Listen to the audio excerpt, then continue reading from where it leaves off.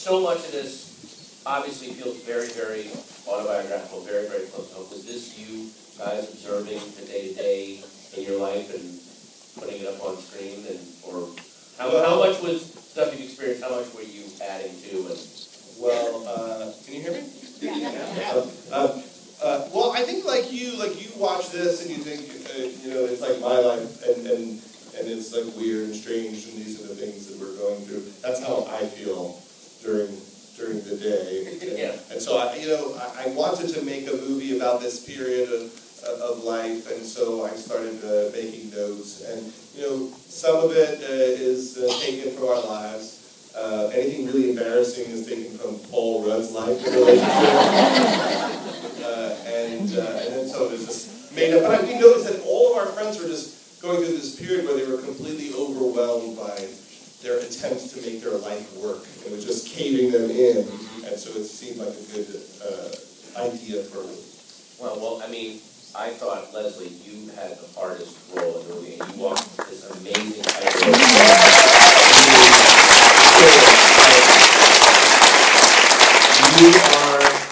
You're trying to be the most reasonable, mature person, whereas inside you are probably the least reasonable and mature person, but you're forced in the position of, I've got to make these decisions. I mean, did you take any of that from your real life? Is that also people you observed? I mean, that was such a, it was a very, I hate to use the word a delicate comedic performance, but it was just that. It could very easily veer off in wrong directions, and it never did. So where did you bring that? How much of the character was you? How much did you? Well, I just tried to make it as honest as possible, and just play. I'm talking with actors here, right?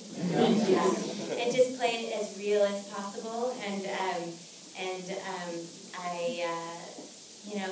I obviously can relate to a lot of the things that Debbie is experiencing, and but I think most of us can. It's kind of all of those issues are pretty universal, and some of it they. I think he's look at me like that. He always looks at me like I'm going to say something crazy, like. You see that? Don't give away our secrets. That way.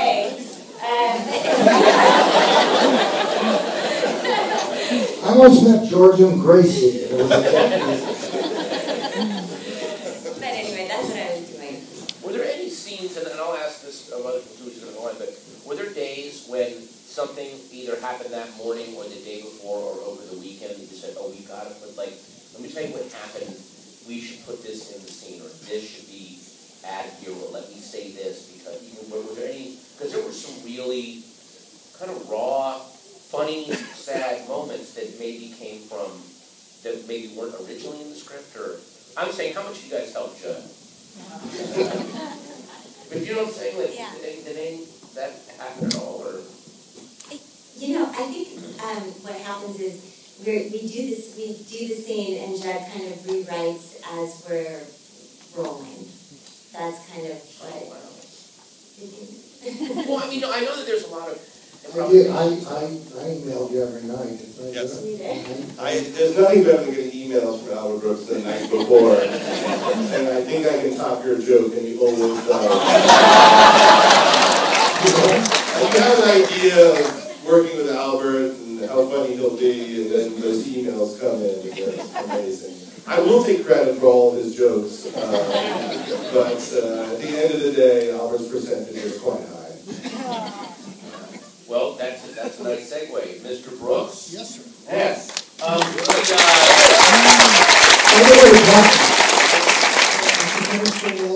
Did I? No, I'm here to sell weed. Okay.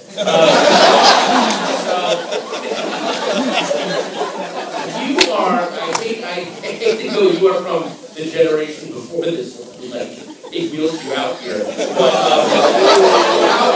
I'm just saying, like, where did you get, because your character, this is probably, you played it so kind of jovially horrible. Like, he is kind of this very casually awful person in a lot of ways. The story about this movie is that Judd took me to lunch and he said, I want you to, me and this man, I want you to play Paul Rudd's father.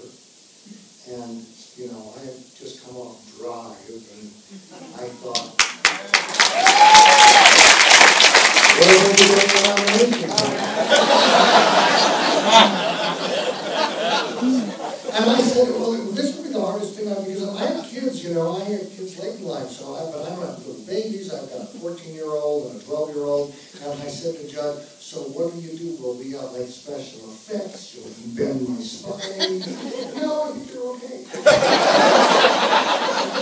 The whole rehearsal process, I was coming in with gray wigs and a cane. He said, yeah, lose that, you're okay.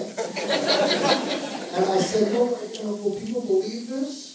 And then, over the 4th of July, there was one of those celebrity parties, and we were filming, and I went with Paul Rudd, and Paul's friend Owen Wilson was there. And I never met him, so Paul said, hey, Owen, hey, how you doing? Hello, you nice guy. And Paul said, Albert and I are doing a movie together. And I swear to God, I was most worried about this one thing, and Owen Wilson said, what are you playing, Brothers? I said, I knew it!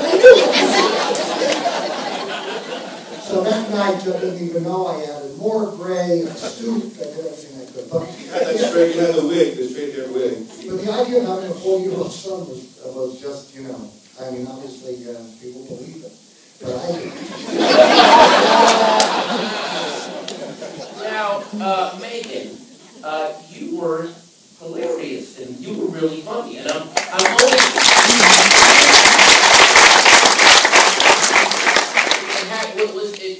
It had to have been really refreshing for you to be in something that, I mean, you make these incredibly spectacular, gigantic films, and now you get to really be on a human one-on-one level. The scenes with you and Leslie in the car and at the nightclub, so great, you two together. So did they do a couple scenes where they just green screen them in just to make you comfortable? And then, having separate blankets, Leslie's eyes will be here. This is your eyes. This character, again, all these characters are so very real. Is this, did you get that from someone you know? I mean, she just seems a very specific personality. Well, I think we came in and started doing improv sessions, and a lot of the scenes were sort of born from that. And I sort of went on this astrology rant in all of the improv sessions because I'm really into that. It's the oldest science that's ever existed. And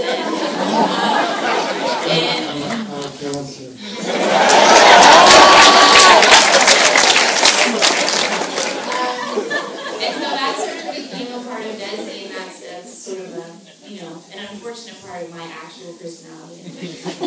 Part of Desi, and a lot of it it's organic because, like Leslie said, Judd sort of rewrites the scenes as you're rolling, as you're going, so it can't be forced and faked because you're spitting it out instantly. The scene, the feeling the boob scene, was that in the script? Did that change? I mean, your face, Leslie, and when you ask her, do you want to feel them? You literally have this like, I do. Like you're realizing at the same time that I do want to feel these. What the hell? So how was that scene to shoot? Please take your time. We put Roxy Music's album on. That was scripted, right? I'm trying to remember. It might have come out in the rehearsal. I don't think her touching the boobs was scripted. She noticed the boobs, and then I think it was one of those things you sort of like called out over the. It was originally written with my boobs. You changed it. But you were really sort of protective of me in that moment. You kept sort of rushing Judd because you wanted me to be able to put my clothes on, and I appreciated that. You felt she was worried for me, like With dirty Judd.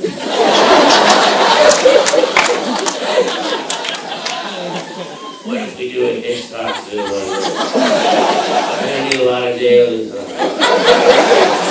I get very embarrassed anytime there's anything like that in a movie. When we did The 40th Virgin, there's a scene where he's speeding and the woman's breast pops out. Right. And I was just so terrified to have this woman do it. And clearly she was like a stripper or something, and I didn't know that. She was completely comfortable. She would have done it for 14 days straight. And I did one take and got scared and ran into my trailer. Wow. Annie. I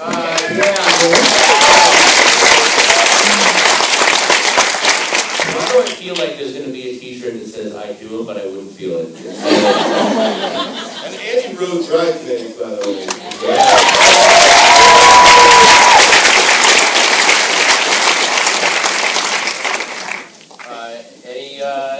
You were saying, you're telling me out there you have a friend going through something similar right now?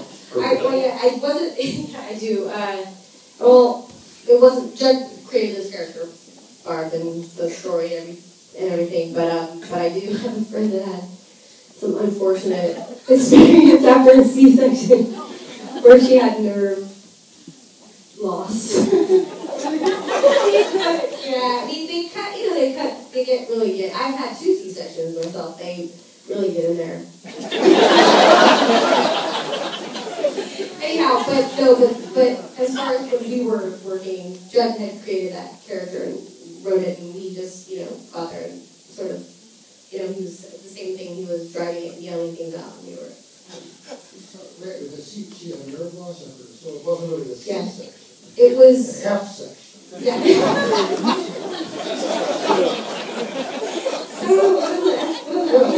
Somewhere, just a simple C's on there.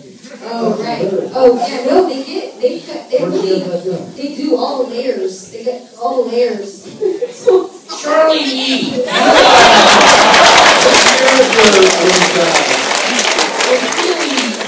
I think we want to talk about this. By the way, I will say that the first scene with the trainer with you two really hit close to home because I've had many half-assed attempts myself to get into shape, and Leslie you're working so hard and you're really focused, and I'm the Annie in the class just kind of half-assedly bouncing on the ball and talking, and you almost feel like she's sneaking looks at herself, but like that's oh god, that's me, like that tension was so perfect. That I just love that. So I got so winded, even with the limited stuff we were doing. She was like hauling ass up the stairs, and I only had to go like 10 steps. And Leslie was like, "You're tired? I mean, we've done it one time." I know Leslie's like doing Christian Bale stuff, just like working out to a crazy. You're like, that's the take. Hey, we're good. Let's do it. Wow. Now, Charlene, what astrological sign are you? Capricorn. There you go. Capricorn. Nice.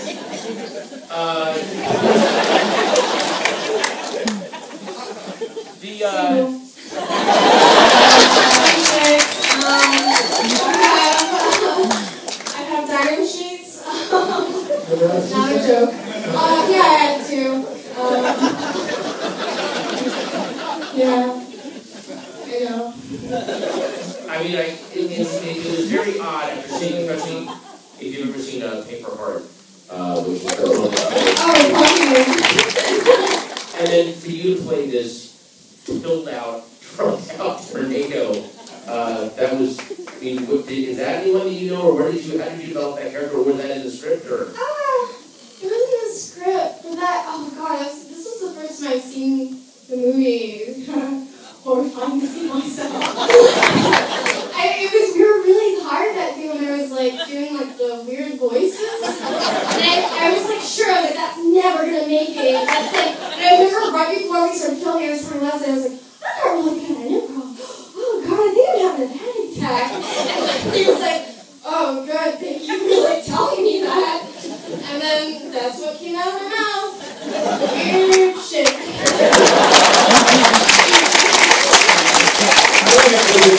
It returns the character back to the stoner of knocked up. Yeah. So then if you really think it through, she cleaned up for a few years and she got back on the pills. Oh, sorry, now you were saying something earlier? No. Wow. Should we open it up to questions? Yes, sure. Let's do that. Let's see if there's another question. Was there other stuff you wanted to say? I was going to say, because all this medical stuff, I brought my prostate exam. Oh! I got it up here. It's good. Another thing too, by the way, just before we get a question, again, as a film nerd, film buff, and I was telling you this because I was emailing you while I was watching it, this really harkens back to me to those late 60s, early 70s movies, especially that there's an Audrey Hepburn film called Two for the Road with Albert Finney, where just the idea of a marriage itself and how you just have to lash it together in somehow that in itself gives a story without any other things you need to add to it. And I was just so glad to see a movie like that get done again, without a wacky concept or it is the day-to-day of growing older is just non-stop hilarity. Thank you. Yeah, I didn't know we were talking about I don't need villains or goblins or anything. Yeah. Just getting through the day is an obstacle for a film. Exactly, yeah. Okay, so let's, hands are going up right in the front row right here. I'm curious where you found that hilarious, adorable little girl. In my house. Which one? But then those are my... The littlest one that was like doing the cow. Yes, that's our daughters, Maud and Iris.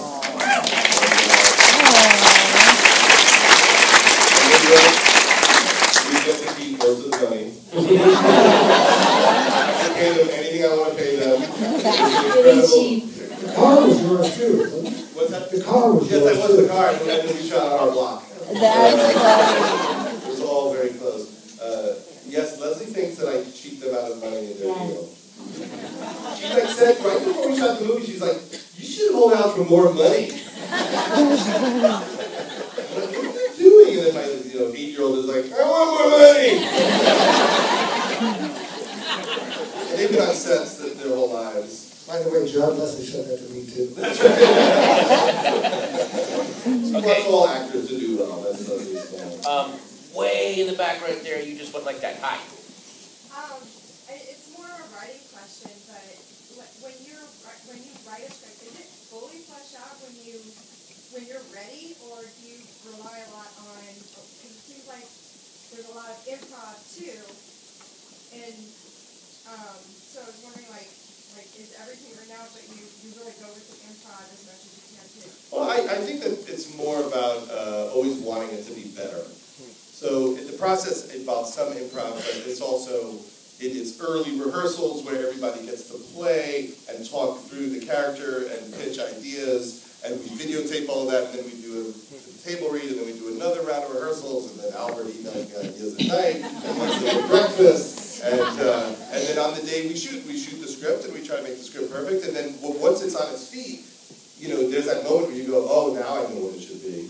And then you write new jokes, and then you give a couple of takes to the actors to play and work on their ideas, and then in editing you have a ton of stuff, and you kind of usually get pretty close to the to the intention of that you had at the beginning, but you want to allow space for something kind of fantastic to happen that you didn't expect.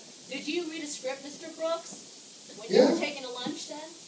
Yeah, I read a script, and I had a turkey sandwich. I can tell you that whole afternoon. Improv always, it's the most misused word in comedy, because in movies, if you arrive with nothing to do, it looks horrible. I mean, I've directed enough movies where I would never get an actor, I'd never ask an actor to make it up. But if you build a structure, then you can just say, oh, you know what, instead of that, rip off your coat and say, screw you, you're a dog. I mean, that's what you're supposed to do. When the cameras are rolling, you're supposed to think of everything there is. But you've got to arrive there with the building. Then you can go in and maybe add a couch and do that. But stuff that's really made up, because this is what I say, you never see an improv where people are quiet, or they cry, or there's long silences. Because improvs are always people yelling. Because that's all people know how to do when they're making it up. They feel they need to be on.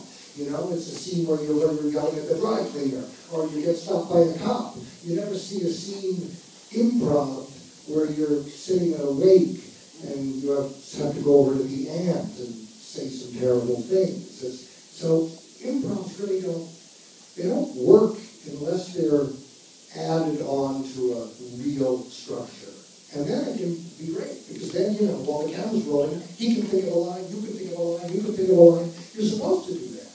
And, for instance, when Leslie's yelling at the doorman and knocked up, you always knew what that scene was, and then, at some point Leslie just got tired and just went, doorman, doorman, doorman, which was really running out of things to say. And that became like the great moment in the scene. You were talking earlier about you got together to do improv sessions for Leslie and Megan. Are those scheduled as part of your production when you map out making the movie? Do you have a calendar where okay, these two are going to start staying together? That's all in. Yeah. Early. Well, yeah. I mean, like 3-4 months before we shoot, we start doing rehearsals. And with Megan, we had seen Megan on Saturday Night Live, and she was really, really funny, and we just had a sense that there was something great to do with her. So, but we didn't know her at all, and we wanted to get to know her. And improv is also just a way to find out how her mind worked. And so when we got into this area of sextrology,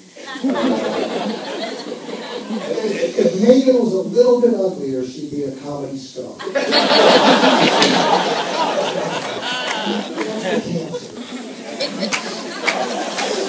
Megan told us about curses, where if you took a piece of a cloth of a dead man, you could get rid of it. There's a lot of an egg, and there's a lot of egg cleansing. Somebody here knows about that. Yeah? No? You know, you just don't know. Room full of writers and no one's heard of an egg cleansing. All right, I've seen everything. Okay, orange shirt right there. Leslie, this was a fantastic, it was a very nuanced performance. Now, do you have trouble letting it go, specifically since you have to go home with the director? Was there ever a moment, because a lot of times it's hard to give that up because you're immersed in that character, and then to have to go home and be a mom. With him and with the kids. And what? And with the daughters, too. Yeah, I definitely had a nervous breakdown at the end of it. I was just like shaking, and at the end of it's intense. It's he's demanding, and we're all trying so hard to do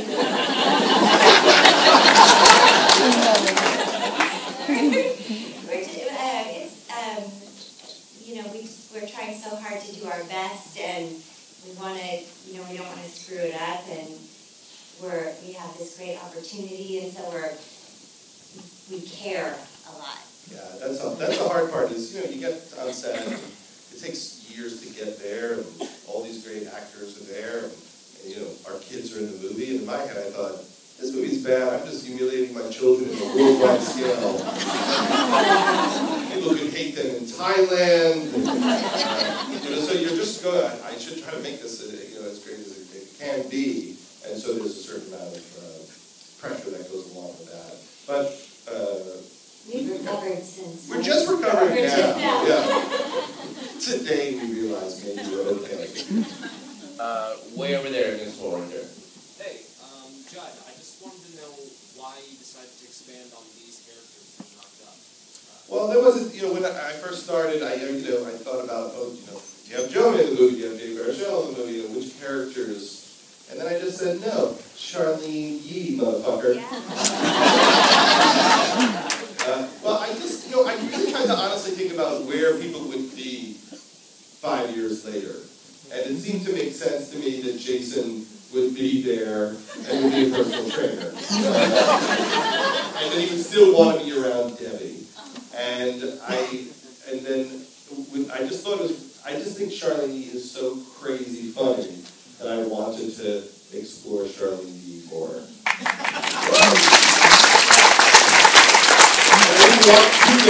didn't want to feel like knocked up, and I didn't want to, have Ben and Allison in it because I thought it might just be a distraction. And then if the movie worked really well, you'd be okay with not following them because that could be another movie.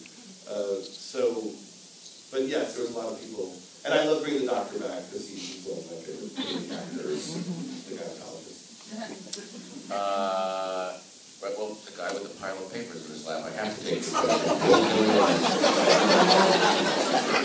All right. I just want to say that I really appreciate that during award season, we finally have comedies and comedic actors coming around and being taken seriously.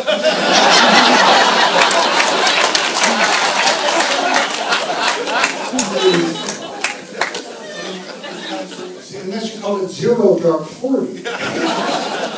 Everything else we see is like drama, and that's supposed to be like the ultimate acting. But you guys have a really hard job, and you did really great. And I just wanted to say that. Thank you very much.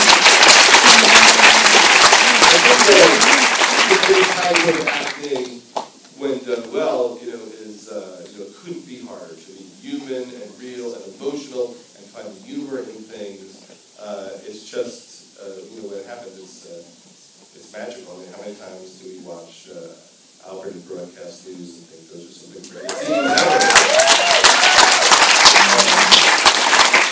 So hopefully there'll be some. It's an interesting pattern. You must have theories up the kazoo of where comedy winds up in the hierarchy of the art forms.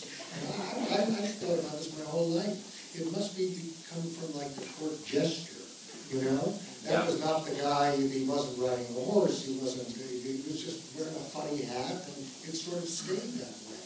And yet, the best actors on the planet are the great comedy actors. They can always do. You look at Peter Sellers. Peter Sellers could do anything. And there's, with all due respect, I never once laughed at Gary Cooper.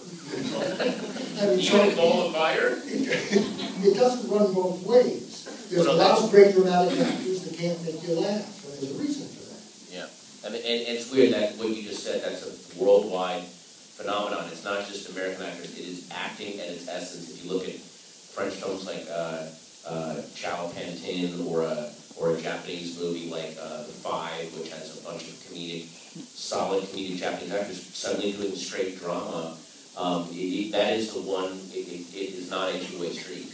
And so, yeah. I went to a famous drama school, and in school, any kid on stage who could cry, everybody thought was the best actor. Not just those people never got employment.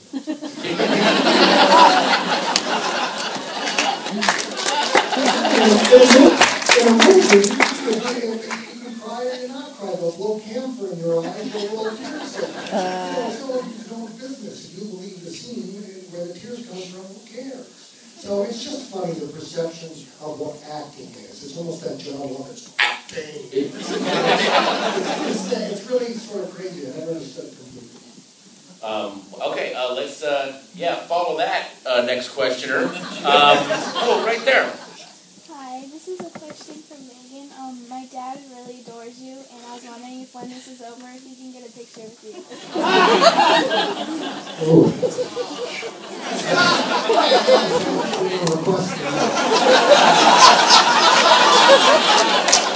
Is he on the nominating committee, or?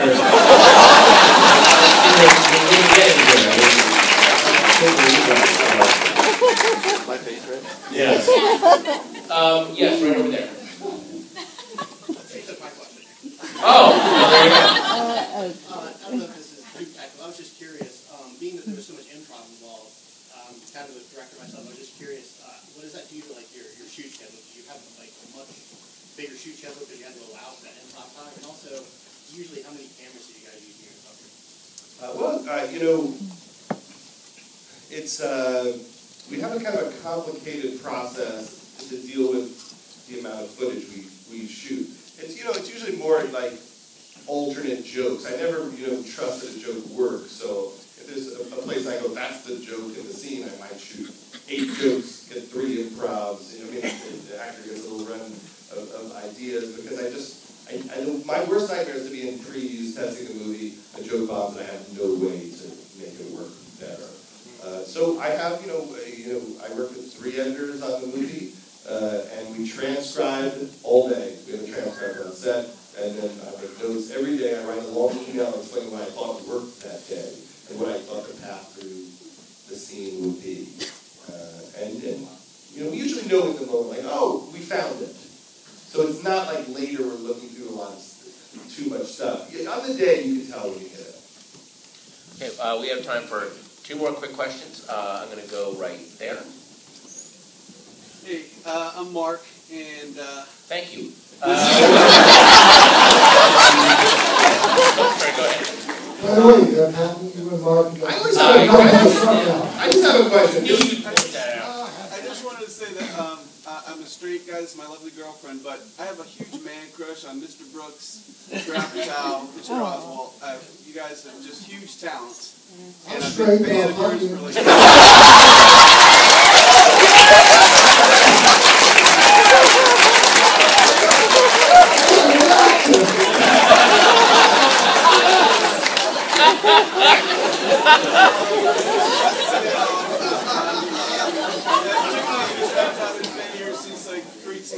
Man, that was like my high school years, brought to life, it just killed me.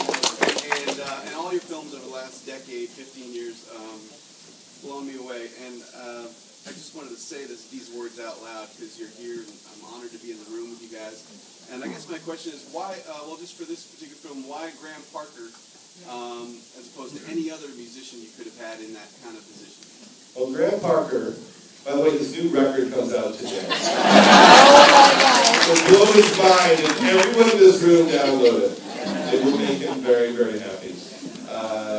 We're all having a parallel world where Graham Parker, the Rumors record comes out today, and we're all like Pete, trying to help him sell it. Graham Parker, was one of the great, classic rock stars in the 70s. He came out in 1974 before Elvis Costello, before The Clash, and Sex Pistols, and put out some, amazing records. Angry Young, and the angry guy. Yeah, and it was, he was a really unique person, and he broke up his band in 1980 just to try other things, and, like a lot of people, digital downloading happened, and people stopped selling records, and suddenly he's on the road a lot, trying to make a living, and selling nowhere near as many records as he used to, but he has a great sense of humor about it, and he's a really nice man with a really interesting presence, and I always loved his work and thought it was like it rocked, but it was funny, and I just liked him, and so I took him out to lunch one day to try to feel out, like, is he okay with goofing really hard on his plight? But also saying we want to show you perform so people also see that you're awesome, and it kind of sucks that you're not selling as many records as Rihanna. And he had a great sense of humor about it, and we thought it would be fun to, make a movie about someone that can't sell any records as a way to help him try to sell some records. This record is very good. We have a lot of songs on our soundtrack record, in addition to Nora Jones and Lindsey Buckingham and Fiona Apple. We have kind of a great soundtrack. And I love guys like that, like Malcolm Wainwright, and I love Warren Zevon and the great singer-songwriters. All right, right there in the cap, you will be our last question. Yeah. I'm going to say something right now. This is not our last question. I didn't get dressed up to get here. Where am I going to go? Who's coming? Is there another? Is Rob coming in? What's the rush? There's a 9:45 at the Guild Trip. Albert, I'm just so excited we all have to hear the title of your autobiography. I'm straight to talk to you.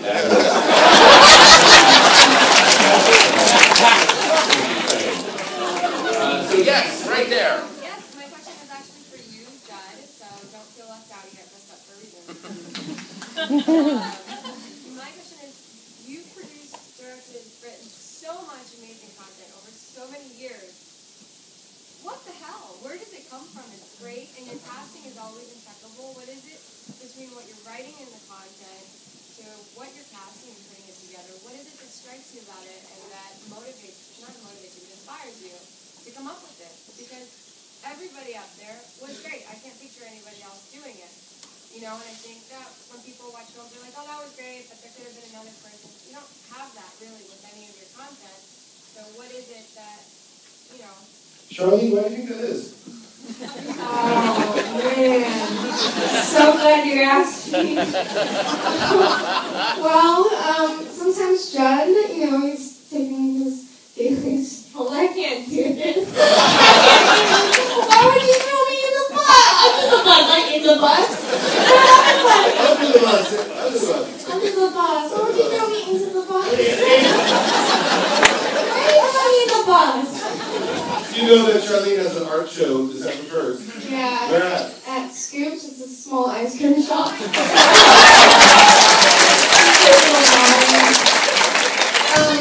Her drawings are awesome. I'm going to try to buy them all before you know.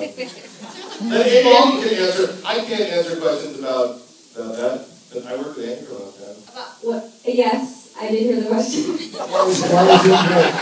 Well, because he's honest. I really think that's why he goes to places that are honest and real and true, and he also never stops until he feels like he's challenged himself and others to go to take risks and go into places that are, places like to be unique, but mainly I think it's just to push himself to take risks and be honest, as scary as that is. And That's what I usually, see in Judd's material. and usually influenced by Albert Brooks, by the way. Because when we all, when I first saw Albert's movies, and I remember watching Saturday Night Live films in the early days. The Van Stiller show was really, we talked about it all the time, but those characters, especially the scene with Bruno Kirby in Modern Romance, was just an archetype of behavior that we related to about certain types of. You don't have to ask your compliments off to me. No. I mean, it was Those questions are the hardest questions to ask. He came to the bridesmaid set and... Oh, sorry, I didn't mean to interrupt you. Let's do a duet. I was going to say, you can... Well, I mean, all I'm trying to do, honestly, is I'm trying to work in a tradition of people like Albert and James Brooks and Cameron Crowe and Barry Levinson and people like that I admire, and just add my own twist based on what my life experience has been. But that's, there's a world of filmmakers who've done this so brilliantly, and then I just try to understand what they did. Do you work on one project all the way through, or do you jump around on a Tuesday you're writing something and Wednesday you're working on it? Yeah, or do you just stick with one project? No, we're always doing a few things at the same time, but it helps.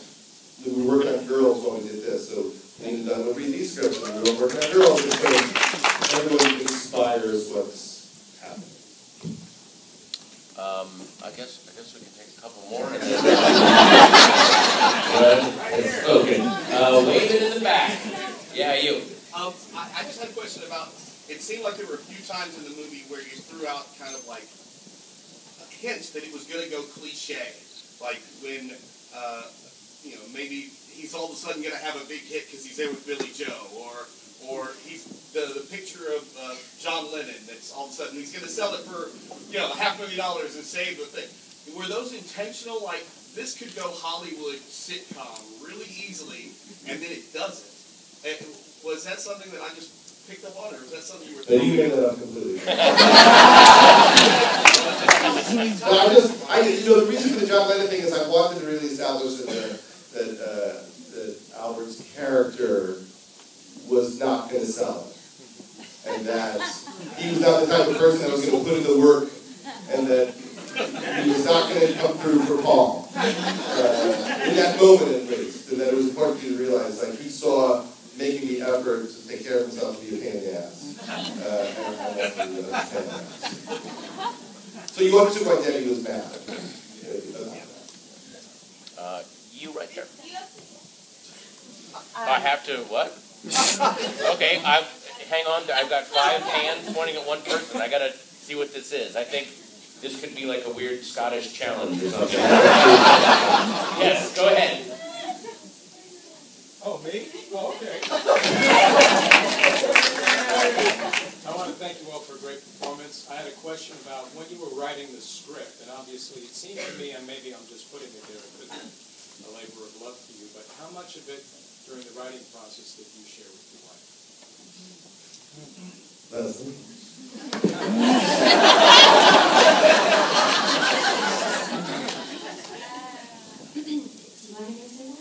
Well, in a way, writing the script is a conversation between us, where we're telling each other things through discussing the character. So, if Leslie pitches a scene defending Debbie's position, I usually understand that's what Leslie wants me to do. Debbie thinks Pete's a dick. There's arguments through the characters. And so, And say things that we would be afraid to say in real life. That is kept like, maybe she would say. maybe you should point out that Pete knows he's a dick. I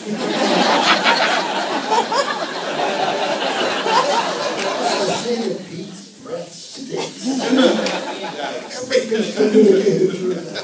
Tell Pete not to piss on the floor and put the seat up. Tell Pete to pick the kids up and forth. But it is a long conversation, when I'm outlining that we're having, usually I have some sense of what the movie's about. I'll tell Leslie, she'll say, well, then you should do a scene where she goes to a club and gets in and hockey players hit on her and she likes it.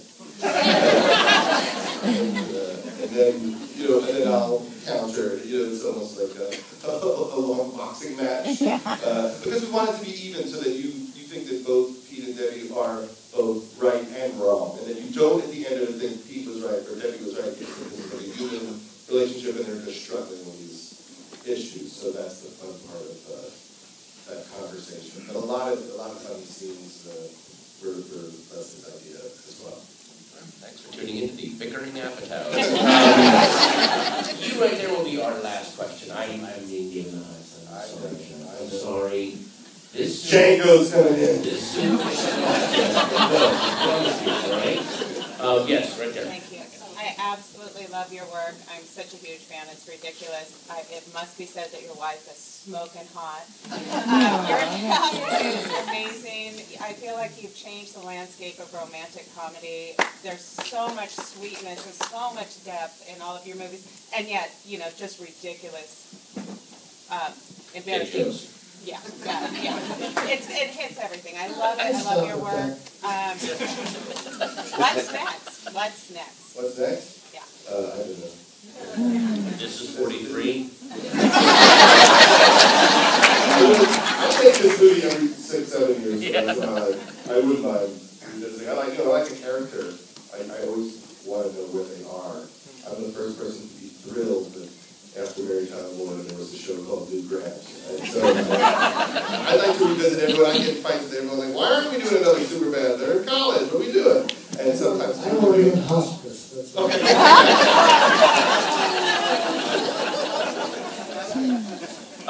Guys, thank you all for